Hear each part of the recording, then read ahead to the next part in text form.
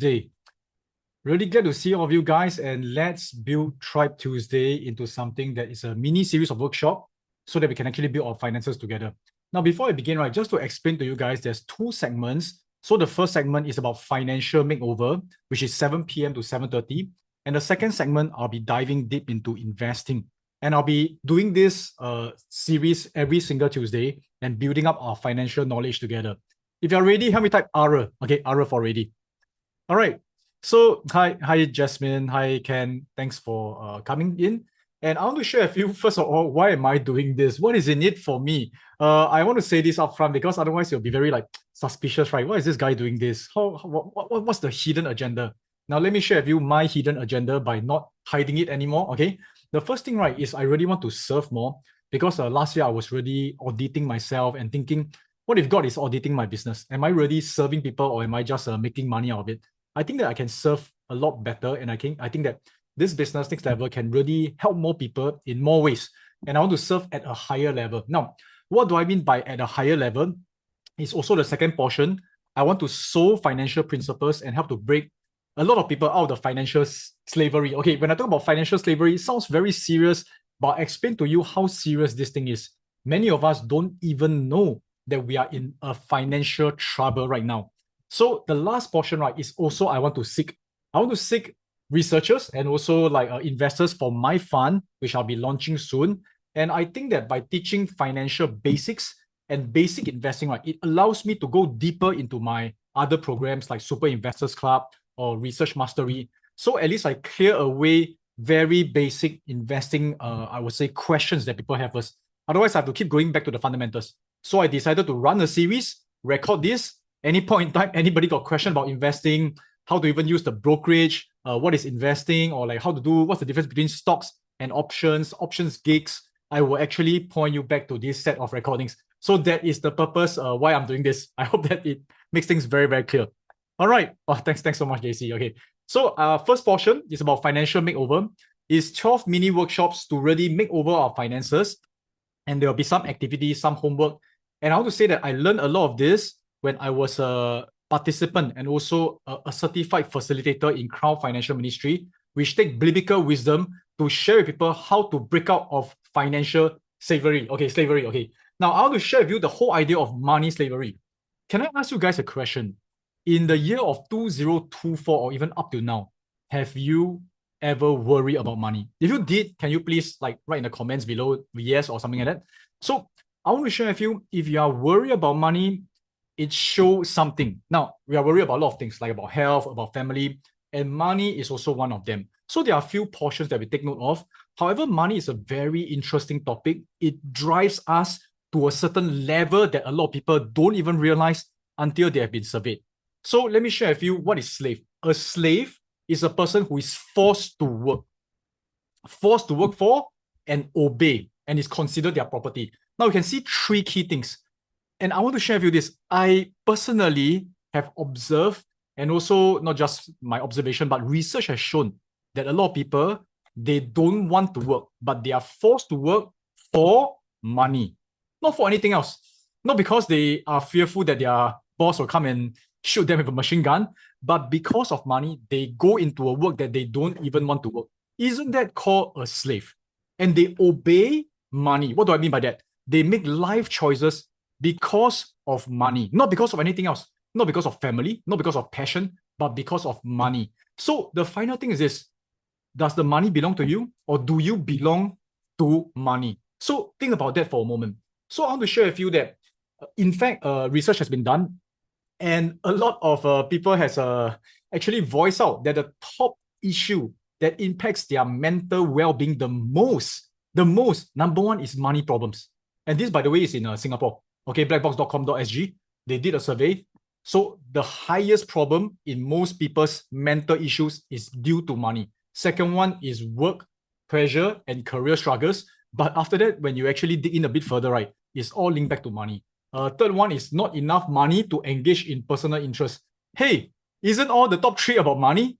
Okay, then the fourth one is about family problems, reading about bad news and quite a number of other things. But the top three is about money. Can we all agree that money, in fact, impacts us quite a lot. Okay, so now, and this is the funny, okay, I won't say funny, because I was also, actually I was never in a unhappy work, I would say, because my career and my bosses were really amazing, so really blessed. But I can see that in Singapore and people in Southeast Asia, quite a lot of people are unhappy with their job. You see, and this is what they wrote. They say that you're living a life you can't afford. The reason why people are still stuck in a job is because they are living the life they can't afford. They get a job they don't love, but it pays pretty decent or pretty well. And before they know it, they get an expensive car, high rent, lifestyle that they can't escape. Okay, all this is a money trap.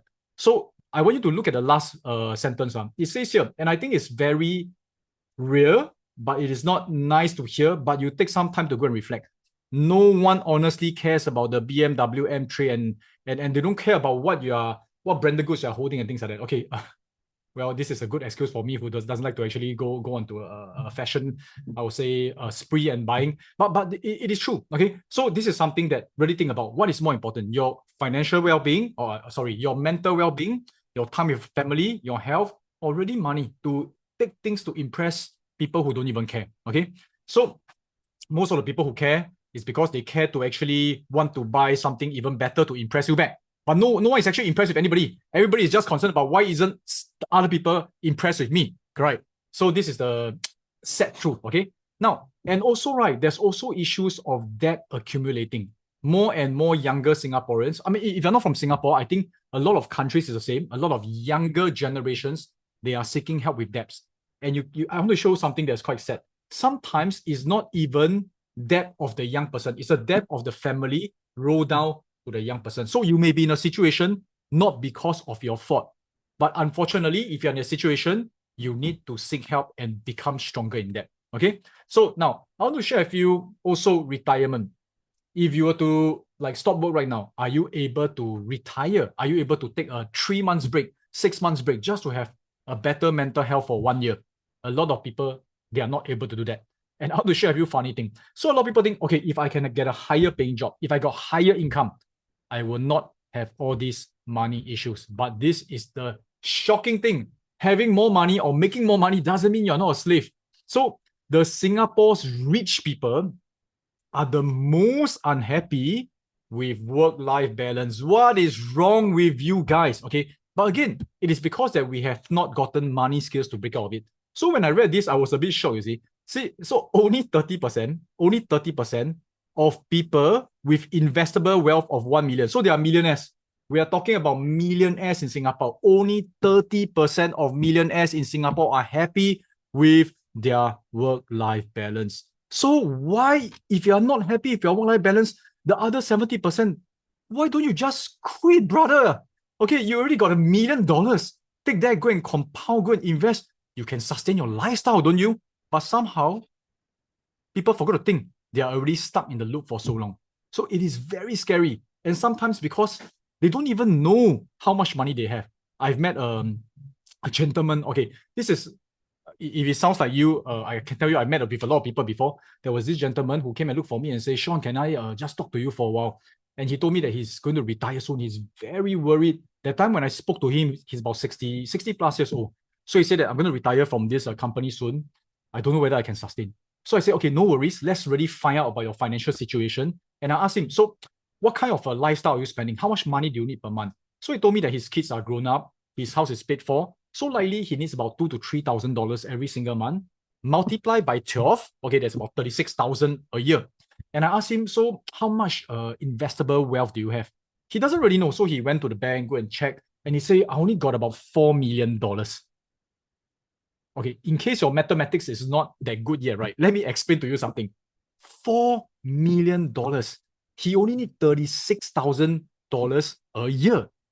So $36,000 multiplied by 10, that's $360,000. So he can live 10 years, $360,000, okay, without needing to worry about money. But his is not just $360,000. He has 4 million. So he can live for about 100 years without even needing to invest. So he asked me, where should I invest? I say, unless you believe you can live more than 100 years or you need to upgrade your lifestyle, you're fine. You don't need to worry. So I want to share with you, if you're worried about money right now, maybe some of you, after this series of sessions, you realize, hey, actually, what am I worried about? Okay, so this is something quite interesting. Just some perspective. So again, if let's say that a story sounds like you, is because I met with a lot of people with similar situation. Now, this will be the series I'll be going through. Today, I'll be talking about becoming a money manager. Okay, then next week, I'll be talking about 3 financial ratios that matter. And every single topic, right, we will have some homework and also some of the theories and lessons behind. Now, you'll see there will be a 2-week gap. It's because I'm going for a reservist. I'm serving the nation on a volunteer basis. And then there'll be Chinese New Year. So when we're back in February, there will be the other series. I'll not go through in depth with all of them because later I'll be sharing with you guys some of the key insights. So this will be the things planned out. And once it's finished, I may actually look at what are some of the topics that is more important or topics that you want to dive in deeper. Then we will go into it. Okay. So if you're ready for this, help me type FMO, Financial Makeover. Not FOMO, but FMO. Okay. So now I want to share with you lesson number 1. And all this will be recorded and put onto the YouTube so that you can actually rewatch this and do the homework as well. Lesson number 1, the money manager. This is a question I would like to ask you. You know, all of us, we handle money on an every single day basis, every yearly basis. The question is this: if you are your own money manager, which you are, correct? But if let's say you separate yourself into 2 roles. One is the asset owner. So you are the asset owner. And then you are also the money manager. If you were to assess yourself as a money manager, so you are managing your money and you say, okay, it's a year-end review, 2024 has ended. Let's see, why give you a raise or why fire you? Have you been managing your money well? I don't need you to answer your question. I don't need you to answer this in the comments, but just food for thought. Same thing, if you are your own fund manager, investment manager, will you give yourself a raise? Knowing what you have been doing with your investing, knowing all the like fears and all the strategies you'll be using, will you actually give yourself more money to invest or will you fire yourself? So food for thought. Now, I got a good news and a bad news for you guys. So, well, there's quite a number of you here. I will just go on and share with you the good news. You know what's the good news? And this is from the biblical principles. The good news is everything belongs not to us, but to God. It's all given to us. So why is this a good news? It's good news is if nothing belongs to us, worry for what? It's not our business, you see. Okay, I mean, it is our business, but there isn't so much to worry. Okay, so in fact, biblically, it says that you can cast all our worries back to God. Okay, this is a reference from 1 Peter 5:7. We don't have to worry. Let God do the worrying. Now, being diligent and faithful versus worry is very different. Worry means like you have no solution. You keep thinking of bad things that happen. Don't need to. Say, God, you settle. Okay. And then the thing is this, why are we worrying about something that doesn't belong to us? Now, we should be responsible, but there isn't a need to be swallowed and burdened by the worry. Okay, so you see, this is something that I want to share with you guys. And well, whether you are religious or not, I think it can be something that's agreed. 1 Timothy 6:7 says this, we brought nothing with us and we can't take anything with us. I mean, is this agreeable? If it's agreeable, you can type A. So now I want to give you guys this concept, okay? So that after this session, I hope that you're no longer worried, but you see money in a different perspective. Sometimes we just get too bogged up in the whole game that we don't even know why we're worried anymore. Okay, I last time when I was in university, I stayed in a hostel. Okay, this is not my hostel. I wish it is. It looks so nice, right? Okay, so I stayed in a hostel in NTU Hostel 3, and then this hostel, I'll be staying there for about maybe 1 year, 2 years, or 3 years, correct? You'll be spending some time there. This hostel is given to me to use, but it does not belong to me. Now, don't you think I'll be crazy if I spend all my time, all my effort, all my money to renovate the hostel? So I take all my savings, I go and make sure that I go and change the floor tiles. I go and change the whole wall. Don't you think I'll be crazy? It doesn't make sense. Okay, why? Because the hostel is temporal. Okay, so we don't do that. So same thing in our life here, all the money that is given to us, we spend all the effort, we spend all the energy, we make life decisions to make sure that we get more of this money, but this money doesn't even belong to us. Why fight so hard? Okay, we are asked to like manage it and enjoy it, but don't have to worry. This is in perspective, okay? Or like HDB, HDB. There's true in some sense as well, right? We are working actually. It belongs to the bank. The title deed is in the bank. Now, the good news is this. Okay, for those who are believers, you know that after this life, we are going to somewhere else, and there'll be a presidential suite ready for you. Okay, Jesus says that he's going there to prepare a room for you, and that one will be yours. permanently. So you can actually renovate that place by really building treasures in heaven. Okay, so now here's the bad news. So the good news is, hey, don't worry lah. This money is not even yours. Worry for what? The bad news is, although it's not yours, we are given to it and we are to be accountable to it to God. Now, let me explain to you something. I don't know what's your religious background, or I don't know what you understand about God. He is someone who actually wants to actually train us. So he give us all this money and all that, right? It's for us to use it to serve others, to become faithful stewards. But we are also to enjoy it. Okay, we also to enjoy it. So when we look at the whole entire origins, when Adam and Eve was created, he's given them the garden to enjoy, but they have to work. They are supposed to be stewards. So this is the bad news. So if let's say the good news is it's not really ours, don't need to worry, but the so-called bad news is we have to be accountable, the solution is very simple. We just need to learn how to manage money. We don't let money manage us. Okay, so if we manage money, we are the master of money. We manage them. If money manage us, we don't know what's happening, we do things because of money, money becomes our master, and we should not have money as our master. It's very terrible. It's a terrible master. It's a wonderful servant. Okay, so there are 4 money skills that I would like to share with you guys, and you'll be throughout this series, we'll go dive deep into it. So can you please type 4G? There's 4 money skills. The first G is generating money. Now, this is something that probably I'll not be touching so much on this because I mean, our whole entire life, we get a certain education, a certain academic qualification to get a work, okay, to actually generate money. The second portion is how to govern money, how to do proper budgeting, forecasting. Now, trust me, I'm not someone who goes into detail of that. I prefer to read financial statement. You prepare already, you let me read, okay? Then I assess whether this is it. Is it a good investing? You ask me to prepare. Wow, it's not so simple, okay? It's not so, I mean, there's a lot of hard work to be done. But however, there'll be simple ways to do it. Then the third one is to grow. So my specialty is to grow money. Use capital, grow it to bigger capital. And finally, the last G, can you all know what is that? Can you all make a guess? Okay, the last G is giving money. And just to share with you guys, I'm not just like a preacher in a sense. Okay, I'm not a preacher, but I do like instill all this even to myself and also to my family. So very quickly, I have 3 children. These are pictures of them many years ago. Actually, my youngest kid already in secondary school. But since young, right, I teach them how to work for money. Okay, this is not child labor. Okay, it's because he want to buy toys. My eldest child want to buy toys. So I say, why don't you write down a list of people that, because he likes to do art and craft also. I say, why don't you just do some art and craft and maybe offer this as a service to people, because Mother's Day is coming. Maybe you can sell Mother's Day card. So we actually sold some Mother's Day card, and we target all the victims are our family members lah. So I say go and offer them, because all of them they should actually give a Mother's Day card to their mom. So you actually start to make money. So generating money, work. Okay. So I also teach my daughter how to set up YouTube account and how to actually sell merch and things like that. Well, she managed to get 1 customer, which is ourselves. We bought the own merch ourselves. But the thing is this, the skills of generating money, I think for kids, right, they have to learn since young. Now, this is something that we all know how to do after a while. We find a job, we render our services, we give our time, we begin to make money. The thing is, if you're unhappy with the job, you're stuck there for very long, you feel that there's no growth, every day is a mental like disaster for you, well, you have other choices. Don't stay there because of money. Don't stay there because of comfort zone. Okay. In fact, how comfortable it is, you're so unhappy with it, right? You can move out. Okay, you can move out. I'm not asking you guys to quit your job like without thinking through, but I'm telling you, you have choices. Now, after you actually make money, the next portion is governing money.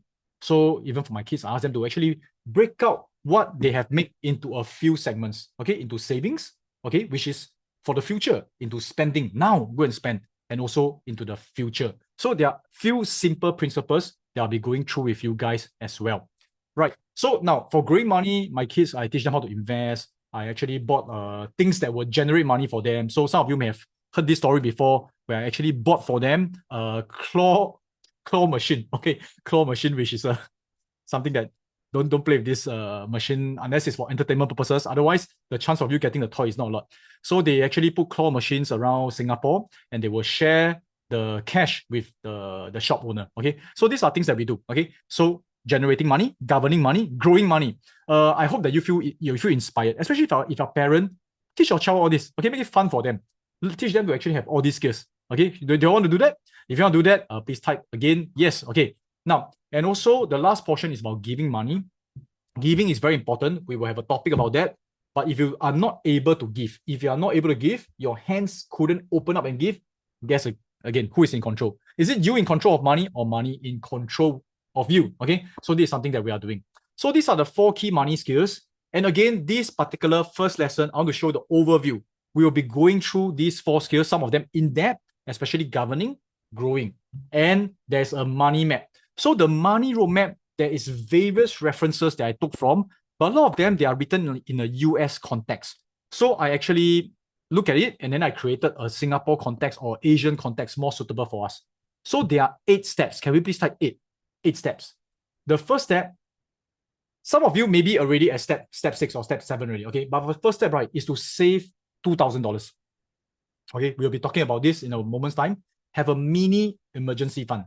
Step 2, after you save $2,000, get basic insurance coverage. I'll be spending a segment talking about this. I'm not an insurance expert.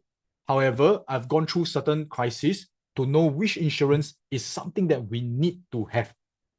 Not everything is necessary, in my opinion. Okay, but I'll be sharing some key principles for you to calculate. Because sometimes it's like, how come no matter how I buy, also not enough one? So what is enough? There's certain principles to that. USD 2000 or SGD 2000, I suggest you use your, okay, you can use USD better, okay, or whatever that's meaningful for you. But the whole key idea of number 1 is to set a particular habit to start saving. Okay, number 3 is to eliminate high interest debt. Now, I don't know how many of you are in debts. If you are, it is something that is very straining. Okay, I want to have a certain module to share with you how to break it down in a way that is manageable. I've known of friends who are in debt, and I can tell you it haunts them every single day of their life until the debt is cleared. And some of them, because they don't have a proper plan, it took maybe 1 decade, 10 years to clear.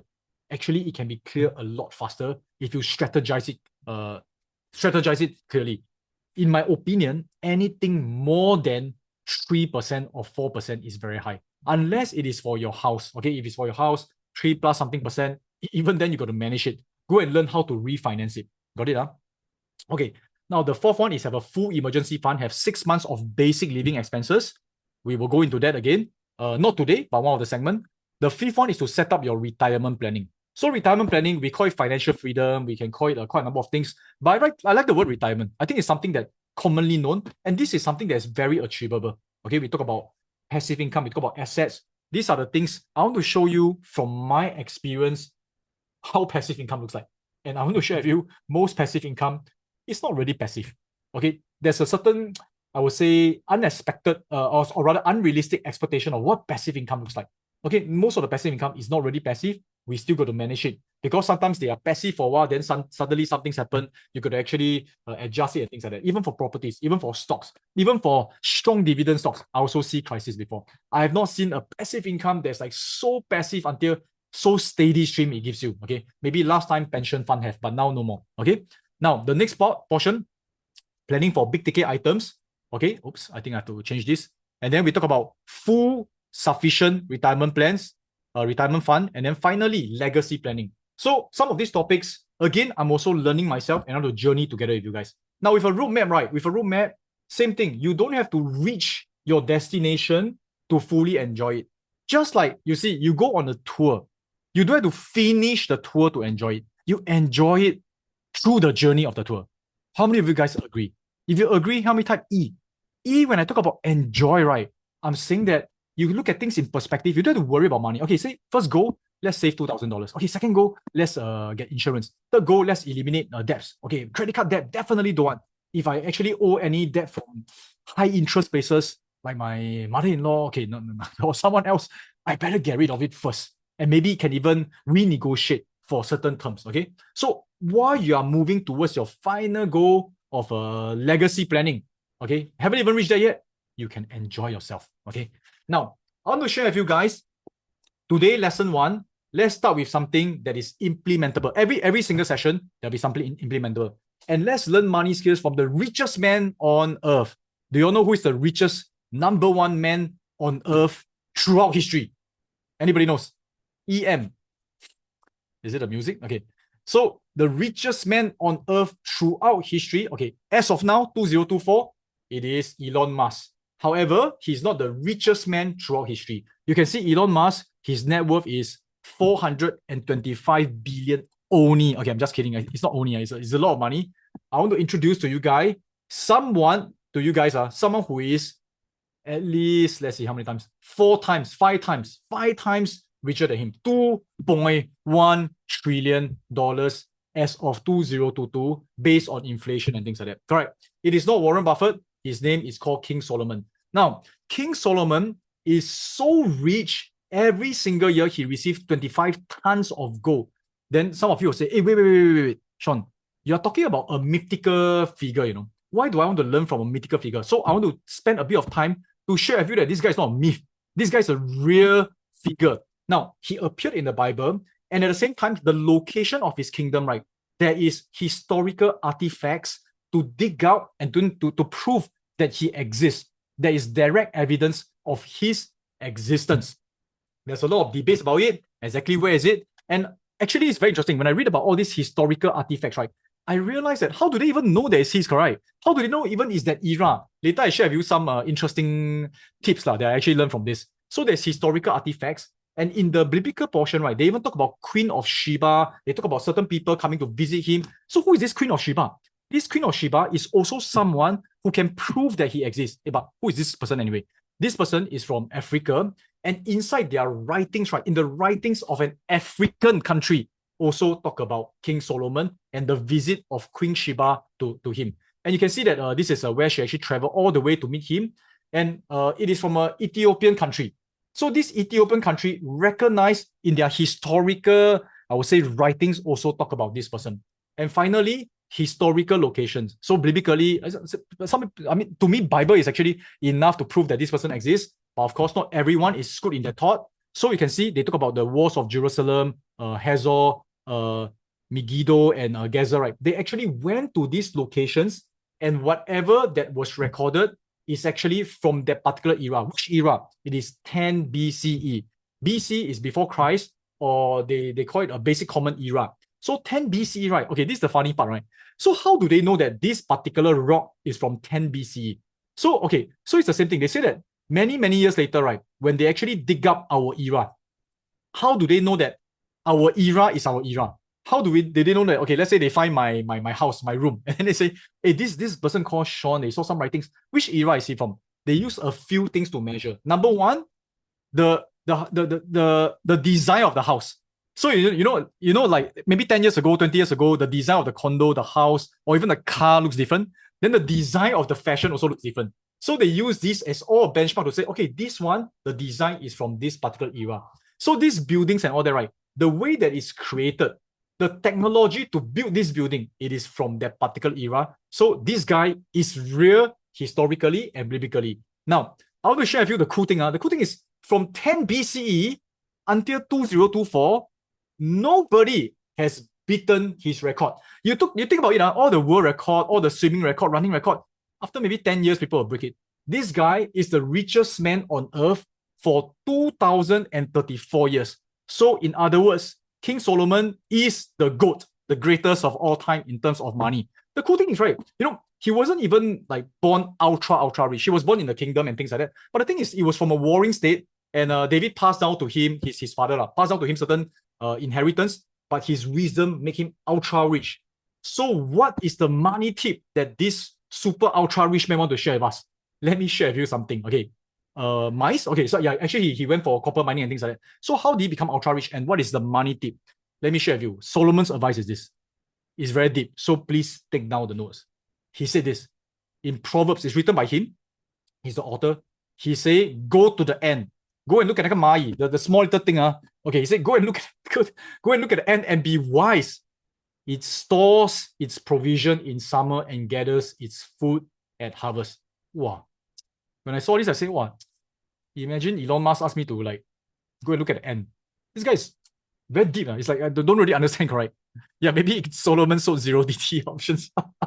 Okay. And then another proverb from him. He said this again, the wise people stop.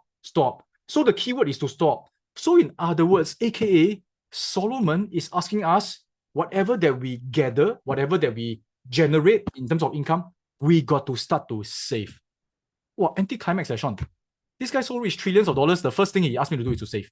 He's so rich, that's why he can save what? No, it's because he's safe, and that's why he becomes rich. I know it's maybe for some of you guys it's very basic, but do you have a regular savings plan? If you have, you can type yes. If you don't have or haven't started or planning to start, you can type question mark. Okay, so this is the first important step, because when we go into budgeting, when we go into like dissecting all this, right, if you don't even have the muscles to set aside certain amount of money that you make every single month, you are taking the money that you make, you hard-earned money every day, go to the work, hopefully that you like, spend 5 hours, 8 hours there, work hard for your company.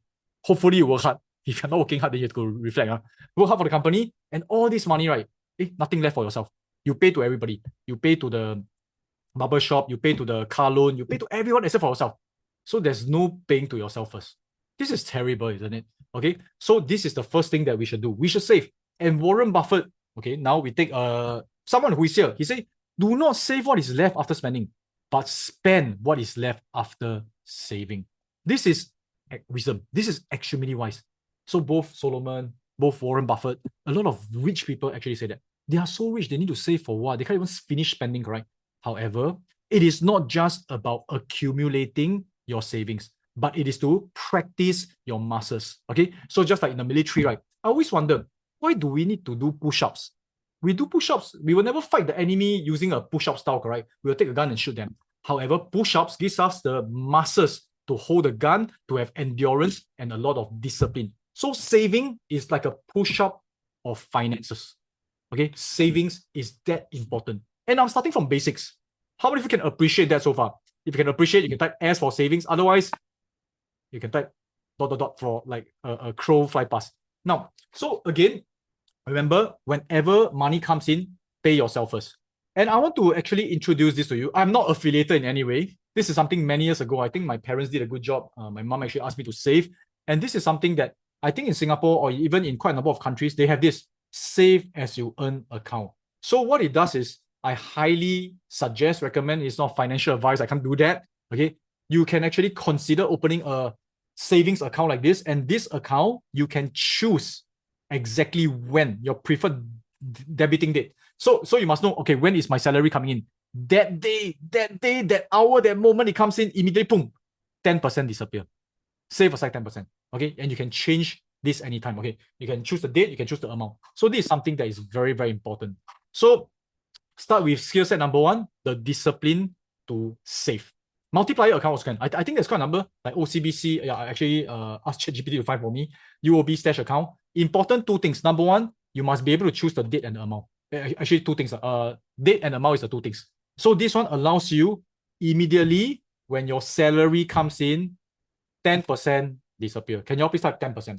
If you can save 20%, 40%, even better, but a certain amount disappear.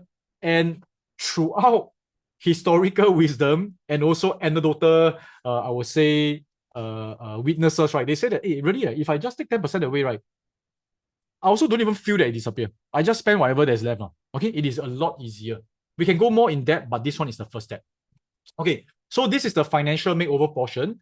So again, next few weeks, we will be covering all the other portion, but today, there are some things that I want you to take home. So summary for this part, okay, number one, the money is not really ours. We are just to become a steward. It's for me to enjoy and be accountable, and it is also wise to save. So very short segment, I hope it feels short, otherwise it's very long, means that 30 minutes is not bearable. Now, there is some homework to be done. Okay, so do you still save after you hit your emergency goals? That's a good question. There's also a bucket system, which we will cover later. So if let's say you have excess savings, you hit like your 6 months of emergency saving, right? Whatever there's excess, you can pour into your either big ticket savings or even into investing. So later we will cover that as we go along in these workshops. Now, action for lesson number one. This is for those who find that it's suitable. For me, when I did that, immediately sense of worry disappear. I mean, it will come back again because it's not like suddenly we will always remember, correct? It takes time to remember also. And number two, open 4 saving plans. The first one is called a transfer of title deed. I'm going to send you guys all this to see whether it's something that you want. And for those believers, maybe it is something that is useful for you. Transfer your possessions to God. Say, God, all this is yours. My health, my money, my mother-in-law. I'm just kidding about my mother-in-law. My mother-in-law is one of the loveliest person on earth. super kind and super helpful. But I mean, it's a common joke, okay? Or people that, let's say, you cannot really find it very hard to actually manage, transfer that to God. It's not mine, it's yours. So you settle, you tell me what to do, and it's a lot easier. Okay, really the stress just disappear. So I'll send you guys this link into the Telegram. You can actually download, you can actually sign, pass everything. Oh, tonight sleep at time. Okay, 什么生不带来，死不带去, right? Nothing belongs to you. What belongs to you is all the relationships you have built and the character that you have. Okay, so this is the first thing. Second thing, open up I call it forced saving account. Forced saving means really when the income comes in, straight away take a percentage, pass it to the other portion, another bank that you don't even see, another account that you don't even see, don't even have an ATM card. I can tell you, wow, it adds up, it adds up. And once you hit your emergency fund, savings and portion like that, right? Well, I can tell you, if you can last 6 months without working, you can literally take a 2 to 3 months break, and 2 to 3 months after you take a break, 2 to 3 months you can find a job transition. Again, I'm not asking you guys to change job. Is maybe some of you guys need a break, and sometimes having a break helps. But if you have money, very hard to take a break. Okay, so this is something that I will ask you guys to do. So this action for lesson number 1. Can you all please help me type L1? L1. Is it more important to clear your debt first before saving? I suggest you start saving first and use the savings to clear your debt. So it becomes a certain flow. Okay, it becomes a certain flow. We will talk about debt as well. Okay, so I hope that you guys enjoy this lesson, and I really pray that all of you are here. You have financial peace. You have a sense of like assurance that the money doesn't really represent who you are. Your net worth doesn't represent your self-worth. It is not. It is just a resource. It's a tool. Someone richer than you doesn't mean they're better than you. It's just that they are better at managing money than you, or maybe they're lucky temporary. It's not a reflection of you. Don't let money put yourself down. However, also be a good steward. Okay, so lesson number 1, let me just end the recording and I restart it again.